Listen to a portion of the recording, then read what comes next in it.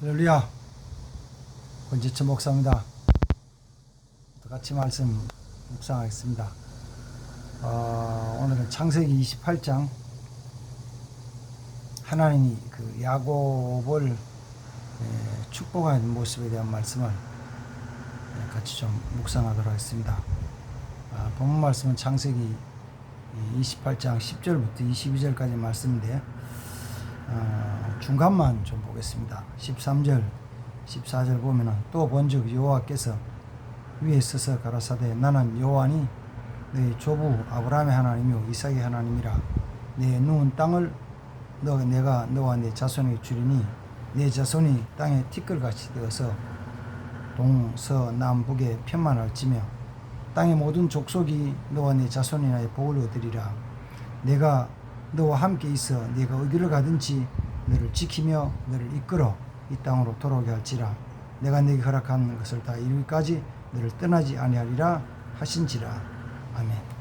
그 말씀 봤습니다. 중간에 하나님이 야곱에게 축복하신 내용만 봤습니다. 그 앞에 내용은 그 야곱이 형을 속이고 형이 받아야 될 그 장자 축복을 가로채 가지고 형이 미움을 받았죠. 그래서 형이 막 소리치기를 내가 저놈을 때려 죽일 것이다.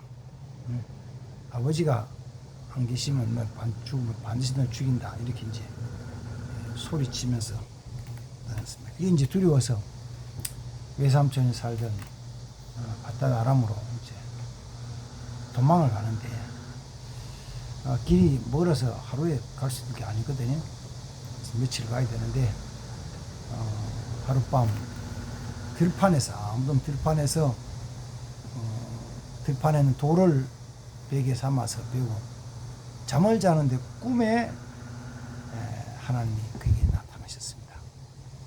꿈에 보니까 큰 사닥다리가 땅에서부터 하는 꼭대기에 쭉 큰 사닥다리가 놓여지고 그 사닥다리로 천사들이 오르락내리락 하면서 그리고 그 끝에 꼭대기에 계시던 하나님이 그에게 하신 말씀입니다.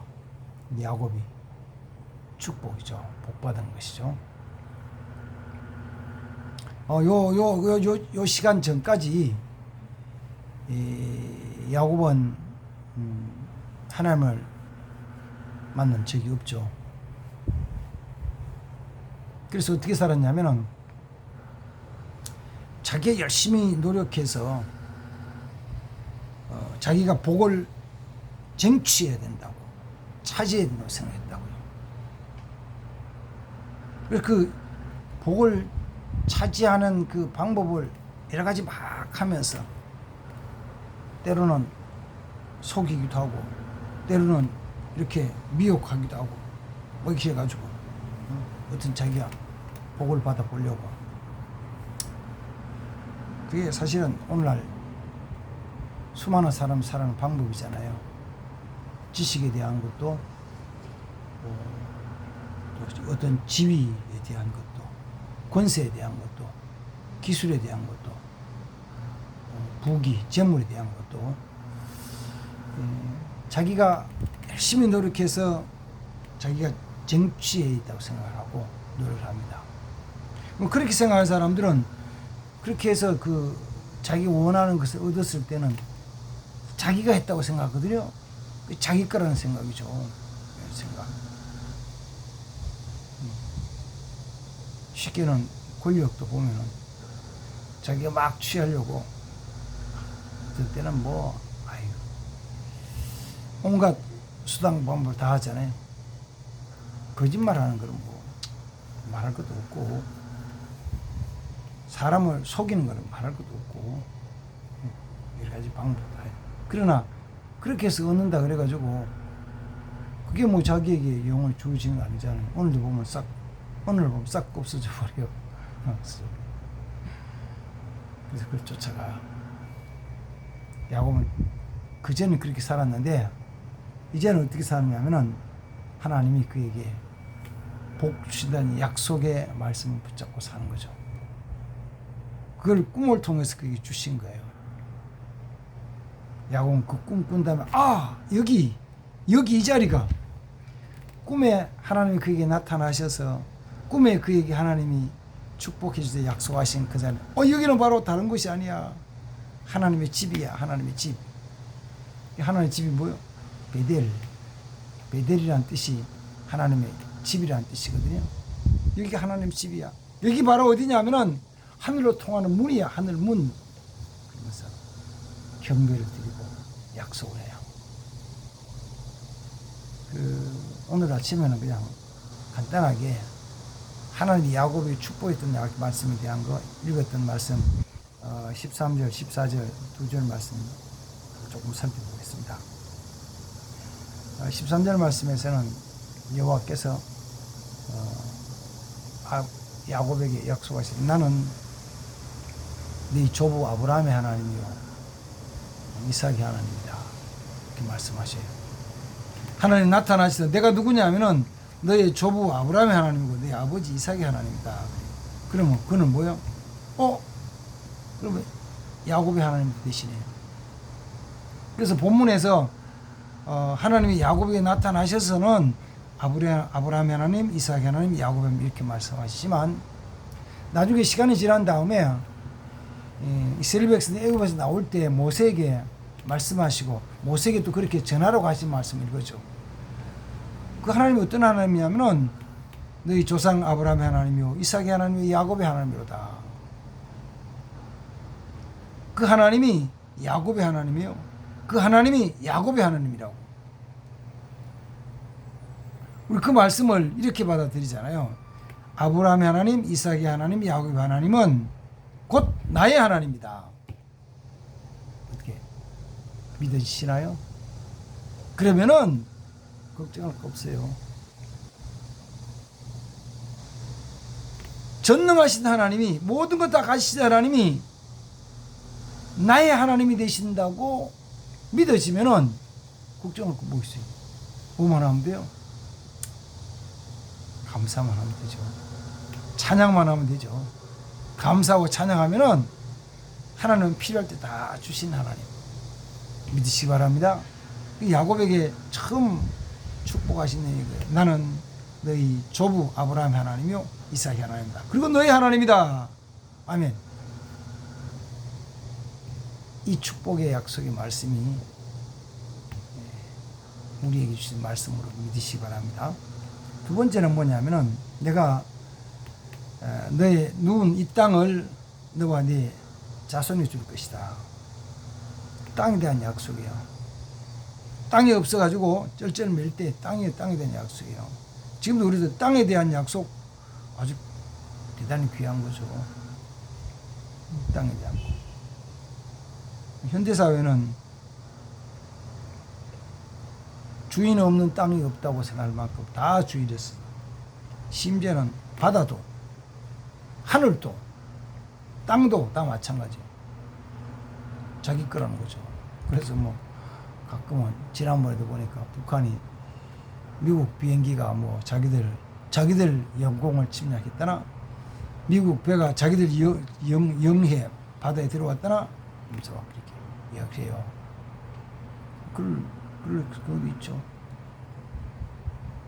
자, 그러면 우리는 여기서 잠깐 두고 처음과 끝을 보는 거예요.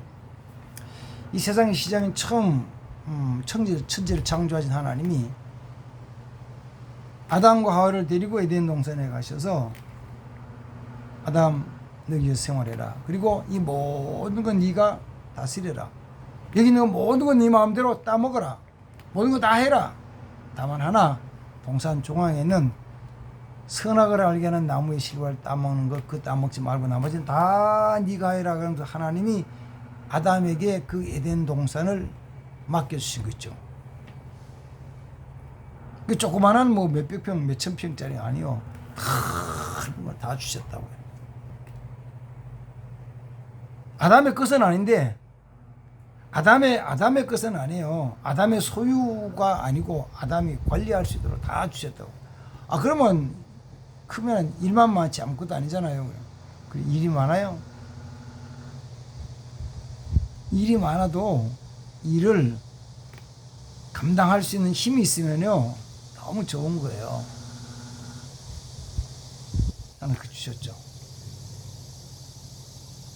그 다음에는 제일 끝이요 천국에 대한 것이잖아요. 천국에 대한 걸 말씀하실 때 예수님이 내가 너희를 위해서 처소를 예비하러 간다.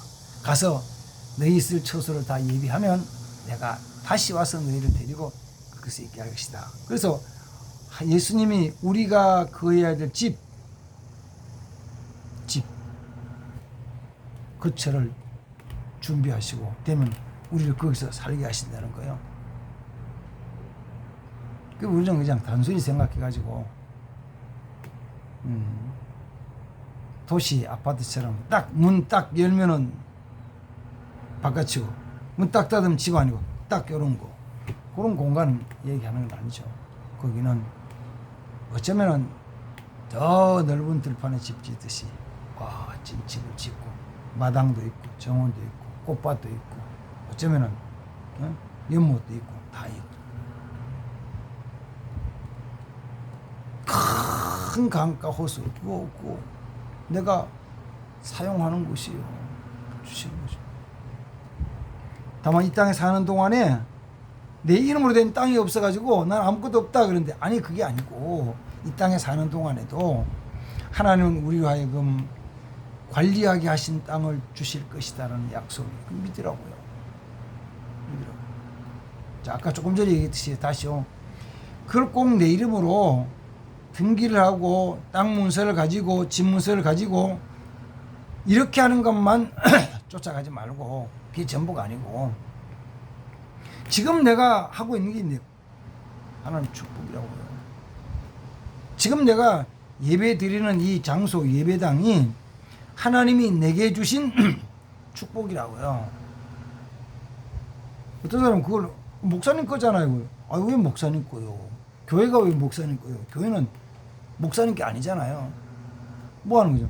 그죠? 우리가 같이 예배 드리기 위해서 사용하는 공간인데 우리에게 주신 것이라고요. 이거 우리에게 주셨구나. 나에게 주셨구나. 감사하면 돼요.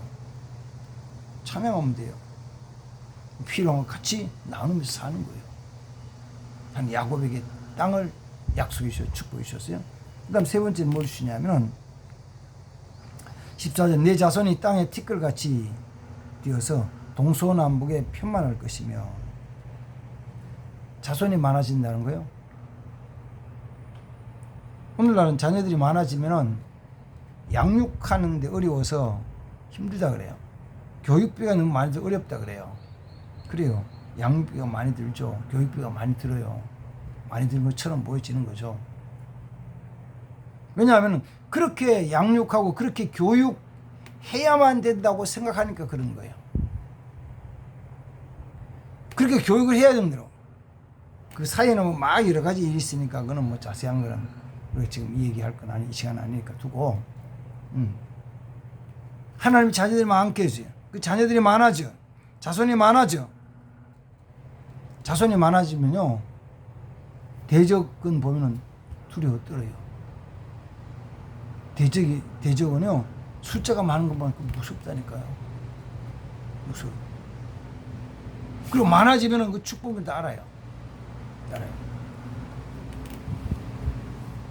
숫자가 많은 나라들 있죠. 중국, 인도 많죠. 중화민족이라는 게 원래 그 중화민족만 있는 건 아니고 중국 땅에도 지금 소수민족들이 여기 지역도 많거든요. 많아요. 얼마 되냐니까 소수민족이 뭐 적게 잡아가지고 55개의 소수민족이 같이 합쳐가지고 큰 나라. 러시아도 큰 땅이잖아요. 그 민족이 많아요. 소수민족 얼마 되냐니까 150여 개 이상의 소수민족이 작은 건 뭐 몇천 명, 몇만 명 되는 거 다 합쳐가지고 그걸 다 언어도 틀리고 하니까 관리가 안 되잖아요. 그거 어떻게 하냐면 너희 자체로 해라. 그 자치구역을 만들어 주는 거예요. 그 대신에 세금은 잘 내라. 세금 잘 내면은 문제 없어요. 하나님이 이스라엘 자손들에게 자손이 번성해져서 그들이 많아져서 동서남북 사방으로 쫙 편만해지게 할 것이다. 이 축복을 받으시기 바랍니다. 이 축복을 받아야 돼요. 반대로 자녀들이 없다, 하나나 둘 작게 낳았다 그러면 스스로 없어지는 민족이에요. 옛날에도 자녀가 많을 때도 죄송합니다. 자녀들이 성장해서 결혼 정년기, 결혼하기 전에 불의의 사고로 질병으로 죽고 하면은 집안은 아유 이게 무슨 일이냐고, 무슨 재앙이냐고, 속되게 나쁘게는 망조가 들었나 이렇게 하거든요. 망하는 징조라는 거죠. 자녀들 많이 하는 주시대로 낳아야 돼요. 근데 젊은 사람들이 저희 세대도 마찬가지였죠. 저희 세대는 국가적으로 처음에는 둘만 낳자, 둘만. 그래서 나중에 하나만 낳자, 하나만. 국가 전체적으로 하나만 낳았다고. 이게 보통 전에는 3남 2녀 5, 5남매 6남매도 쫙 줄여서 둘만 놓자, 하나만 놓자가 쫙 떨어진 거예요. 6에서 5, 4, 3, 2, 하나 떨어졌거든요. 이걸 다시 차고 올라가는데 못 차고 올라가잖아요. 못 차고 가요. 이제는 거의 힘들어요. 어떤 면에서는 참 어려운 지경이죠. 대한민국이라는 나라가 보통 말 한민족이라는 민족이 어려워졌죠. 그 은혜를 구하면서 자손이 많아지는 축복을 받아야 됩니다. 그 다음 네 번째는 이거죠. 뭐냐면은 14절 뒤에 모든 족속이 너와 네 자손으로 말미암아 복을 받을 것이다. 사실 큰 복 받은 사람은 많이 쌓아두는 사람이 아니고 그로 통해서 같이 더불어 사는 사람이에요. 큰 사람이라는 것은요, 많은 사람의 덕을 끼치는 사람이에요. 회사 기업가들이 크게 됐다는 큰 사람, 아주 저 사람은 훌륭한 사람이라는 것이 기술이 많아서 훌륭해진 것도 있겠지만은 그로 통해서 몇백 명, 몇천 명, 몇만 명이 같이 더불어 먹고 사는 거예요. 그래서 그 기업가들이요, 자기 돈 나가지고 하는 게 아니라 아무것도 없는데도 뭐냐면은 빌리기도 하고, 또 어떻게 도움을 받기도 해가지고 없이도 회사를 시작하고 공장을 세우고 사업을 하면서 뭐냐면 10명, 20명, 100명, 500명, 1000명, 2000명 직원을 채용해가지고 같이 더불어 살거든요. 그게 복이에요. 머리는 복잡하겠죠. 머리 아프겠죠. 하면서 커지면 커지는 대로 빚은 더 많아지는 거예요. 그 빚에 대한 고민은 직원들이 안 해요. 직원들이 누가 회사의 빚 20억, 30억, 200억, 300억, 1000억 되는 걸 걱정해요? 안 하는 거죠. 그 누구만 해요? 회장만 하는 거예요. 사장만 하는 거예요. 그럼 그거 끙끙거리면서 이자가 오르면 너무 어렵고, 수출이 안 되면 너무 어렵고, 환율이 오르면 너무 어렵고, 그걸 이겨나가면서 다른 사람을, 많은 사람을 복되게 하거든요. 이런 일들을 하는 사람이 복 있는 사람이요, 복 받은 사람이요. 나 혼자 먹고 사는 게, 같이 나누면서 사는 거, 더불어 살아가는 거예요. 그 다음 마지막 5번째 뭐냐면은 15절, 내가 너와 함께 있어 어디로 가든지 내가 너를 지키며 너를 이끌어 다시 이 땅에 돌아오게 할 것이다. 내가 너를 떠나지 않을 것이다. 이 일을 다 이룰 때까지 너를 떠나지 않을 것이다. 함께 하신다는 약속, 지키신다는 약속, 너를 다시 돌아오게 하는 약속, 그러면서 그 가운데 필요한 거 다 채우시겠다는 약속, 그 축복. 사실은 야곱이 열심히 노력해서 된 게 아니고 하나님이 주신 거거든요. 나중에는 야곱이 그걸 고백을 해요. 외삼촌 집에 가서 20년 있으면서 재산이 많아지겠거든요. 재산이 많아지니까 외삼촌과 외사촌들이 싫어하는 거예요. 미워하는 거예요. 그래서 자기 가족들 다 모아놓고 얘기를 할 때 그런 이야기를 해요. 내가 보니까 외삼촌이 말하기를 얼룩얼룩한 것이 내 양떼가 될 것이다. 흰 양은 외삼촌 양이고 얼룩얼룩한 것은 야곱의 양떼. 그랬더니만은 꿈에 보니까 그 새끼를 양이 새끼를 뵐 때 그냥 일반적으로 보면 전부 하얀 양인데 야곱이 보니까 하나님이 꿈속에서 보니까 하나님이 그 순양이 새끼를 베게 할 때 순양은 전부 얼룩얼룩 있는 놈, 점 있는 놈만 있더라는 거죠. 눈 뜨고 보면 하얀 거만 있는데 하나님께서는 그에게 얼룩 있는 양, 점 있는 양이 순양이 돼서 새끼를 베게 하는. 그럼 전부 순양 태어난 양들은 얼룩 있는 양, 점 있는 양이 태어나. 근데 다 야곱이 그랬죠.